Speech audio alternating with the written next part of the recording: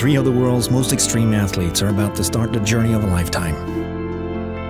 Jokke Sommer, a 27-year-old Norwegian who became a YouTube star overnight by producing some of the most spectacular videos ever seen. He has helped push the boundaries of what is possible in modern wingsuit flying. We are a group of people that live a very special and different life. With them is Espen Fadnes, a former pro-based world champion, known to be one of the fastest guys in wingsuit flying. At the age of 33, Espen decided to quit his job and pursue a lifelong dream as an extreme sport athlete. We are doing what is almost an inhuman sport. Together with our flying cameraman, Ludovic Wirth, a 34-year-old Frenchman who has made a career of filming his friends as they discover new ways to push the limits in base jumping. I choose it because I love it. Traveling around the world, motivated by one equal goal. They will fly by spectacular landmarks, under bridges and jump buildings in the Far East. Experiencing extreme conditions and amazing landscapes, they will discover that things don't always work out the way they want. I honestly don't think we should argue about this. They will test their friendship, explore new cultures, and experience all sides of life, all in the search of the perfect flight.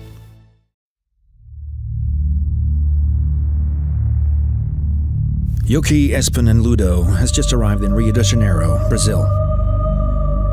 Their mission is to jump out of a helicopter 2,000 meters above the city and fly under the arm of the Jesus Christ statue.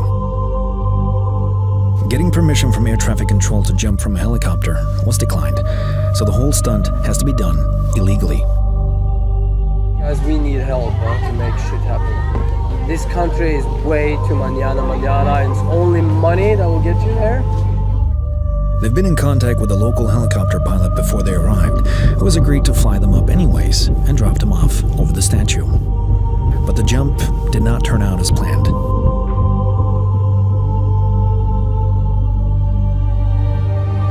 We arrived in Rio and we thought that everything was set.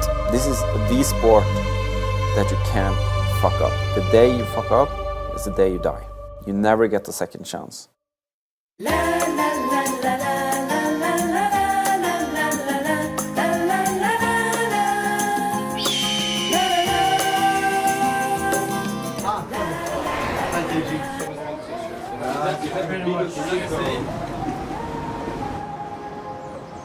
So when we arrived to Rio, we were in early February, and none of us had done much base jumping since 2012.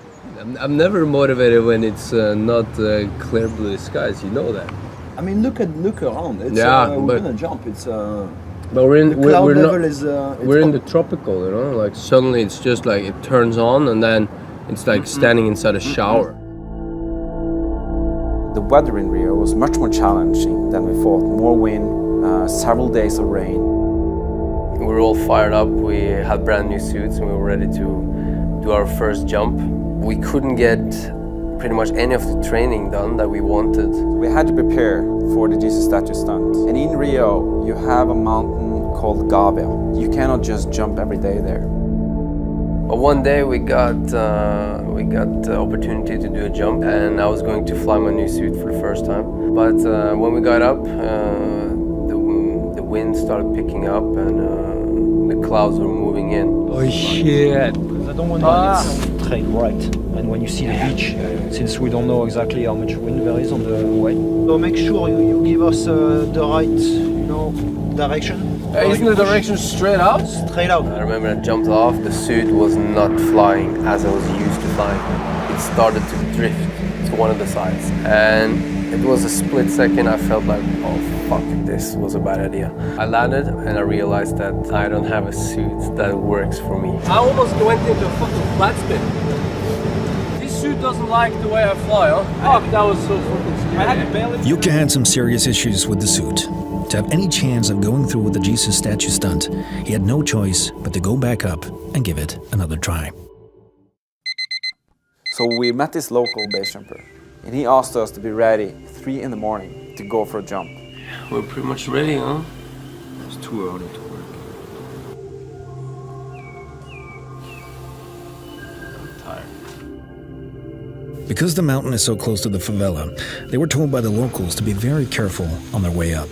Other jumpers had experienced brutal robberies with guns on the same hike they were going. There are security guards and barbed wire fences, so no one can enter the area during the night. So they have to climb the fences and sneak around the guards to be able to even start the hike. We were kind of like struggling over wet rocks and inside the jungle. I was really freaked out about not seeing anything because it's a lot of tarantulas and snakes and a lot of things I have never seen before in the jungle in Brazil. When I'm at the top, I'll be stoked. Right now, I have it horrible. The fact is that I'm actually really, really afraid of heights. I can't do any hard climbing without good climbing friends, because they need to hold my hands in at least 4 or 5 places on that trip. And the same goes for some exit points where I feel that it's a little bit exposed and I have to hold the balance. In the beginning it was pitch black, and then it slightly turned lighter and lighter. The day started coming. How can you not love this? At the top you see all over Rio. You see Rio 360 degrees from the top. We sat down and watched the sun rise up for that day. It's tip top, huh? At the same time as you feel the sunrise, you also feel the tension of that you're actually going to do a pretty rad base jump. You're going to do a 3-way, the guys. Yeah, man. And after we seen the sunrise, we put on the wingsuits and we started testing. The cameraman is starting to be nervous because it's going to be quite a hard one, this one. Now I'm nervous as well, huh?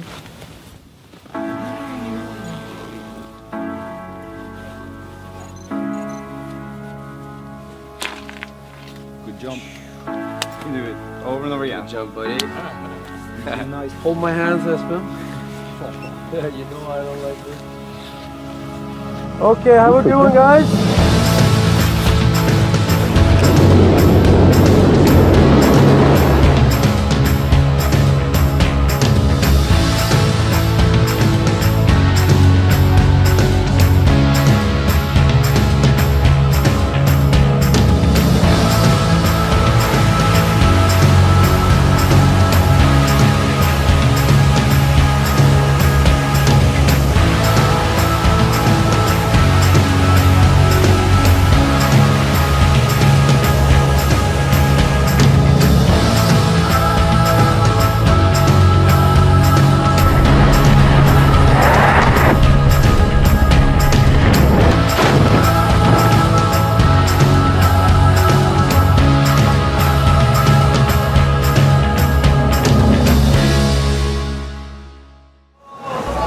It's good training though. You have been exercising. After a week in Rio, the guys had done 2 training jumps. Yoki's second attempt went better, but he still had a bad feeling about his suit. The plan was to do a couple more jumps, but later that day, their local contact got a phone call that would change the whole trip. We thought that everything was set. The helicopter was set, authorization, and all of a sudden we don't have a helicopter anymore. The heli pilot had decided to bail on the whole project. We need to figure this out because right now this is just going down. So we started getting very stressed out about this and started doing whatever we could to make it happen. I used all my contacts I had. Espen used all of his.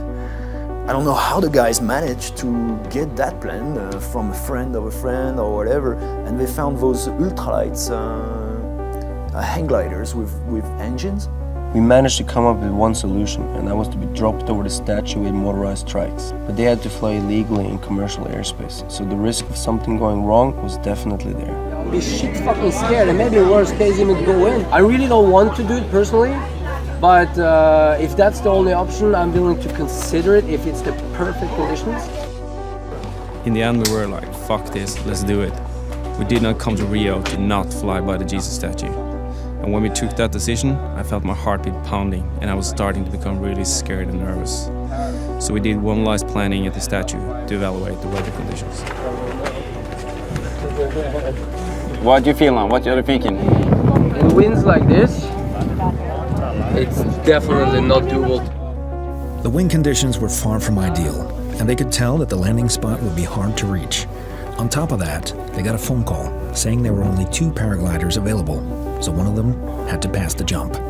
We decided to put Espen because he was more comfortable with his suit, and me because they thought that I had most chances to get the shot good. We went back home and tried to mentally prepare for one of the most demanding jobs we have ever attempted.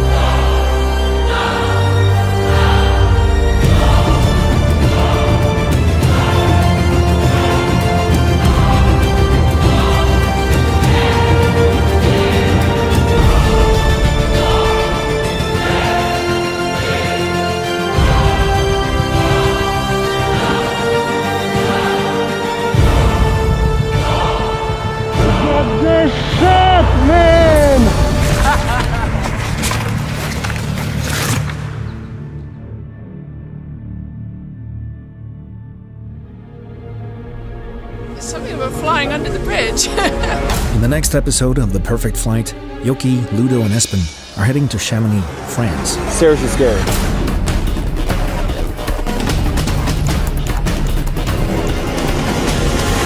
They will attempt a mind-blowing stunt on top of the mighty Aiguille de Midi.